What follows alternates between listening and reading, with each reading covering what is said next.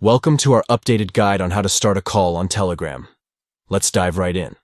First, open Telegram on your Android device. Next, locate and open the chat with the contact you wish to call. Once you're in the chat, look to the top right corner. There, you'll find two icons, a phone icon for voice calls and a video icon for video calls. To initiate a voice call, simply tap on the phone icon. If you prefer a video call instead, tap on the video icon. It's that simple.